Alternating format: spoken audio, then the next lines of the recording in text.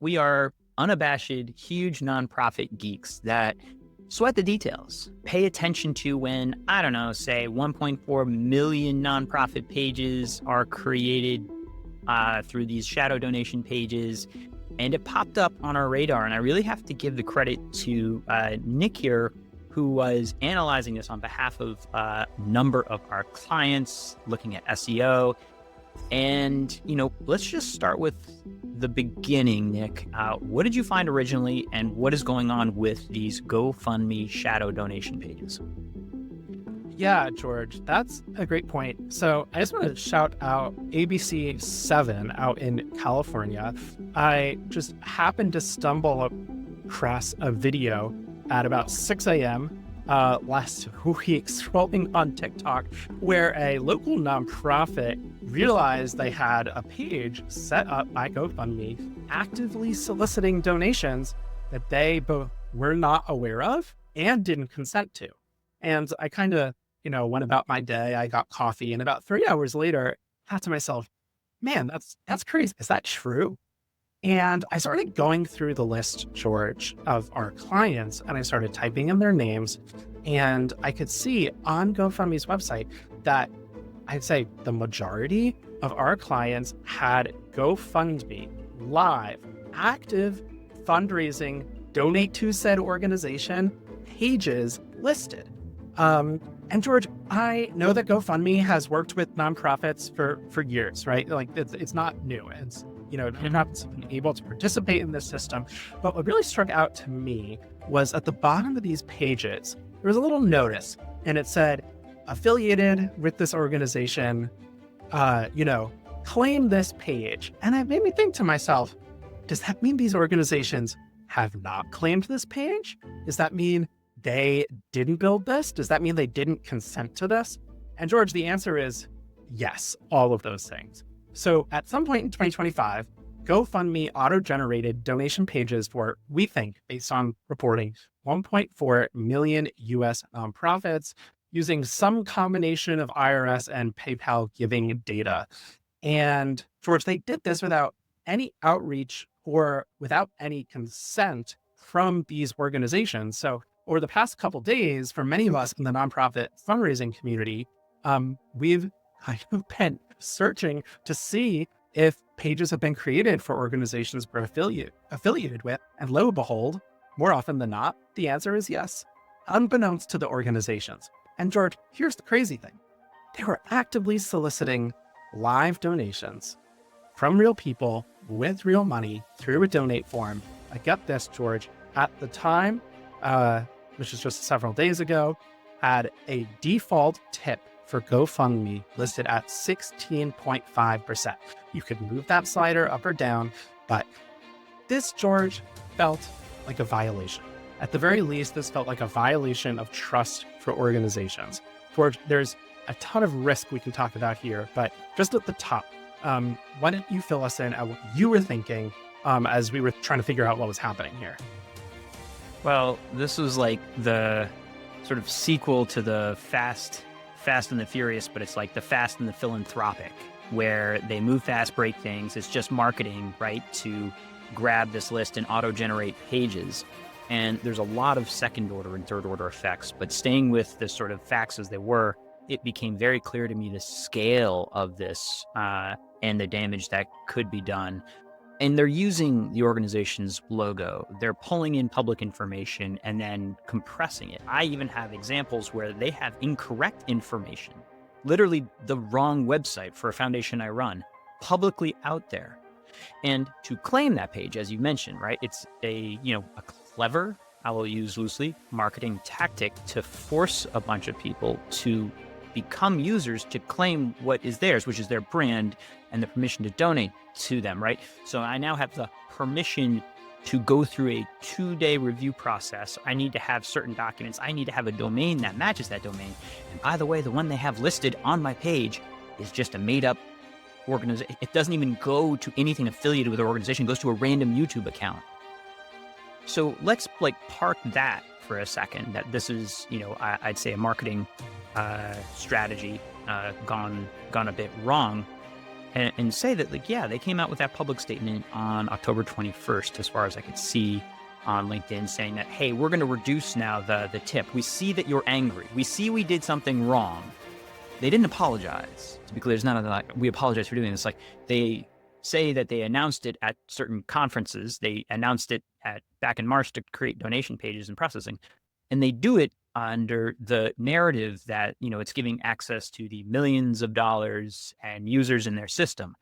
And to that entire response, I say one simple question. If this is to give sort of this increased generosity to nonprofits, why are the 1.4 million nonprofit pages default, public, searchable by Google, and deliberately designed to index and essentially siphon off existing traffic? You aren't creating net new donations, to be clear, when you do that. You are increasing confusion, rerouting people that are searching for donate to this given organization, like donate to baby. You're now competing in those results. And by the way, up until October 21st, 2025, you were suggesting a 16.5% tip to you. That was removed. However, what is still true is that when you go to the privacy policy, you'll note that they are equal data controllers in this. Also, if they aren't able to process and push that payment through the PayPal giving network and you aren't registered properly there, and for some reason they can't get it to you, they can just redirect those funds in the PayPal giving fund. So it may not ever get to you. According to that privacy policy, that money has left a donor's hands and has been generously redirected through a series of pipes managed by the PayPal giving network. And that is a network that actually, I believe there were certain lawsuits filed on their practice and approach back in 2017. But that aside, there's one other piece that they still haven't gotten to, which is also the fact that if you do a monthly reoccurring donation, they are generously innovating with a 5% ongoing fee, which is at the high end of every major platform that I can look up, ranging from GiveButter, DonorBox, Network for Good, Bloomerang, Every Action, Mighty Cause. Like, none of them, I think, are that 5% ongoing fee, not including that transaction fee for it. So it is not innovation. It is a marketing tactic, and it seems to be a marketing tactic gone wrong. Yeah, George. And a lot of the discussion about this, of course, has been playing out on LinkedIn. And points that I see folks pointing out is that many organizations discovered they had donate pages. Some of them may not even actually be soliciting donations from the public, right? They're private organizations that have funding and may not even actively, as a strategy, be accepting donations, yet lo and behold, these donate pages exist, right? So there is a sense that this was a violation, in a way, of nonprofits' ability to manage their own brand, especially, George, at a particularly vulnerable time of year for this, when nonprofits were going into end of year giving. We have Giving Tuesday. We have end of year giving season coming up. Those are just months away, weeks away even. And this is just one extra layer of nonprofits, one extra thing they need to figure out in order to consolidate their own brand authority here. So, George, we've talked about some of the issues with this on the technical side. For our nonprofit development, communications, marketing, whomever folks listening on this call, what are the various avenues to pursue to fix this problem, George? It wasn't immediately clear to us when we discovered this, actually, what the best course of action would be, but we've done a lot of time looking into it. Where do we stand now in our recommendations for organizations? Yeah, we have to go with a claim, clean, and correct approach here, where if possible, because I do say if you have the requisite documents, it's probably the fastest avenue to claim that page. And we have all of that. We message into Nonprofit Newsfeed. We have that on Whole Whale as a main resource, and you can find it all over LinkedIn at this point, where you can claim your page, go through that process, again, with the key information and through the system. Now, if for some reason you can't do that, maybe your domains don't match, maybe it's a weird fiscal sponsor relationship and the name they just grabbed of your organization doesn't fit, which happens a lot if you just randomly grab 1.4 million statements from the IRS and rip it, grip it, and push it. Like, yeah, that happens. You can go sort of a takedown notice, and we put the link to a privacy page where they technically have to have that, where you can have a request to remove filed and put. And there's also varying state laws that may give you other more aggressive recourse. The more nuanced piece here is probably for established nonprofits to claim the page, to correct the page for inaccuracies, of which we have found, and then say, make it private from search engines. You want to default it to just keep it in the ecosystem of GoFundMe, because actually, in the spirit of things, this is a nothing burger if it were just internal to the GoFundMe network, because there's other organizations that have it. Once you're inside the walled garden, like Facebook, for instance, had that. But when they had those Facebook fundraisers, one, it was like initiated by a user. So it was like a peer-to-peer, hey, I'm going to fundraise on behalf of this organization, and go find them and give to them. And it was initiated in that way, and it was in their ecosystem. By the way, they had zero processing costs, including transaction fees. They ate that. So I thought that was net generous. This has been done before. The way you do things matters. The way you allow opt-in matters. And so the probable tactic for most organizations, claim it, clean it, make it private, so that you can play in their walled garden and, get funds if there are some to be sent your way. But you want net new donors, not ones they siphon off from your organic search. That is bad. I want to also pull the thread a little bit on what it means when 1.4 million pages of relevant and relative accuracy are pushed into an ecosystem that is now being scraped, indexed, saved into the knowledge banks of AI and AI search engines. We did a study, the AI Charity Footprint Study, of 12 causes, hundreds of examples. So actually, it was like 750 examples of different types of prompts, and then analyzed all of the responses from 6 major models. And what happens in these models is actually they rely on third-party representations of ratings, of information, of nonprofits, to then make recommendations to a user and say, hey, what are the best ways to, support XYZ cause, XYZ organization? And I have already seen and documented this, like, examples of how ChatGPT, how like Perplexity is showing when you say, can I donate to this or that organization, super intelligence, like chatting with you instead of like Google searching, it is actually surfacing those GoFundMe direct links to those pages that previously took a tip, but now just sort of take your data and offer to take 5% generously of your reoccurring donors, as well as the problem with the donor stewardship and connection if you have not gone through their user acquisition strategy. Yeah, George, that's a thread I just want to pull out very briefly, right? Donor portability is a huge issue. We talked about it on this show before, particularly when it comes to owning that donor data, moving between payment processing platforms. Nonprofits, right, are not getting access to any of that data or the ability to market, et cetera, unless they go through this process, right?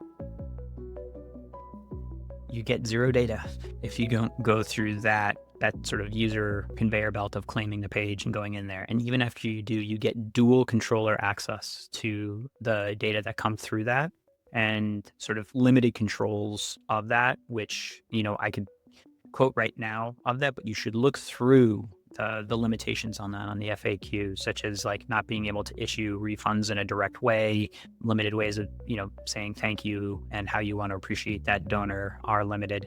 And I don't know if that's different for GoFundMe Pro paying users. Let's remember, GoFundMe purchased Classy, then became GoFundMe Pro. I know it's a really fun path here, but all of those paying users also had pages generated for them, competing with the ones that they are paying a company for. Like, pause for a second. Imagine, like, vendor of your choice. You have given them your data. You pay them fair money to do a service for you. Then they front run that and create an exact replica of what you are doing and start selling it and taking a tip. They don't take a tip anymore, but that was their instinct, to go and compete with their existing customers. Pause for a second as you consider the decision making, even as they retract, like what was the instinct, what was done is very visible. George, thanks for this rundown. I think we did a pretty comprehensive job here. I do want to say, George, we had to summarize what I think the issue was and why I think there's now serious trust issues between the platform and the nonprofit community is because, George, this was an opt-out, not an opt-in.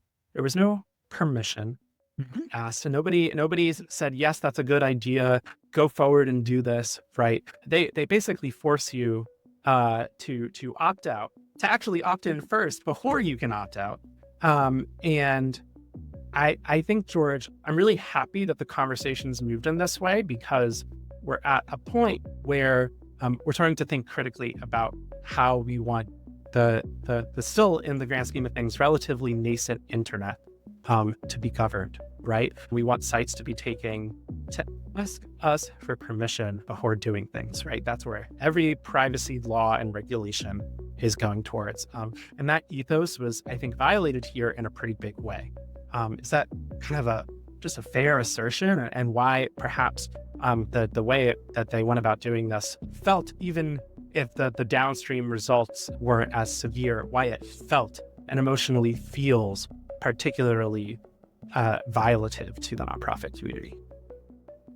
Yeah, it turns out the community doesn't like it when philanthropy is done to them.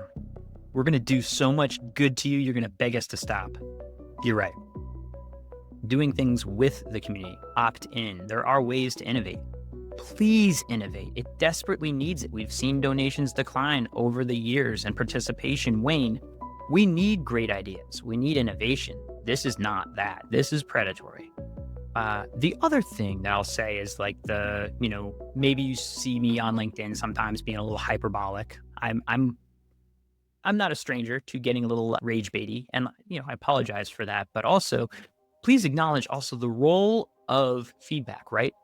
Do you believe, had it not been for a decent amount of outrage and pushback on LinkedIn and social platforms, that there would have been an announcement on October 21st from GoFundMe saying, oh, actually 0 tip by default?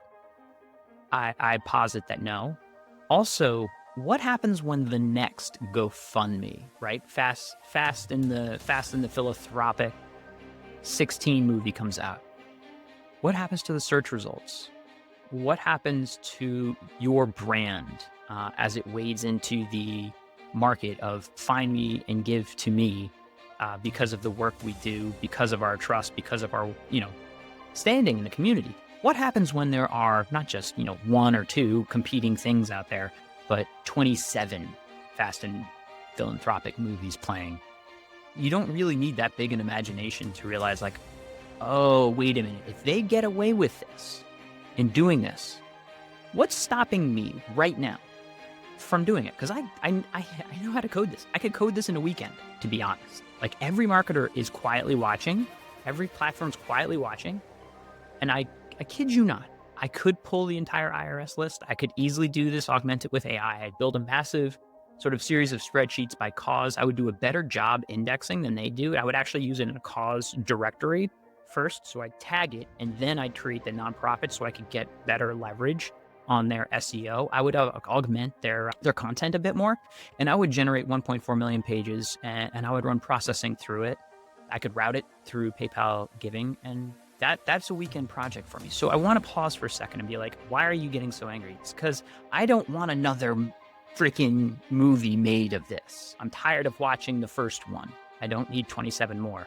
So to those that think it's like, why are you getting so angry in this moment? It's like, you have to have this type of reaction to show the bad behavior, because it doesn't feel like that there's really like legal recourse. It feels like you are a small actor and you are getting philanthropied on. And I don't like that. George, that's really well said. I do have to acknowledge, though, I will not stand for Fast and Furious slander. Those movies are perfect. They can make as many as they want. And that is all I need to say. Will not have you besmirch the good name. And I think there's like 17 of those things. Here's a lot. All right, George. Any remaining thoughts on this? We're watching, frankly, is what I'll say. We have reached out to GoFundMe and Classy, see if they want to come on and have a conversation. I would welcome that, to be honest. I seek to understand, and that probably doesn't come off on LinkedIn, but I do seek to understand. I do want there to be innovation. I do think there's opportunity for them to do it in the right way, and it could be net positive. I don't think that way is this way. And we'll leave it at that. Thanks, George.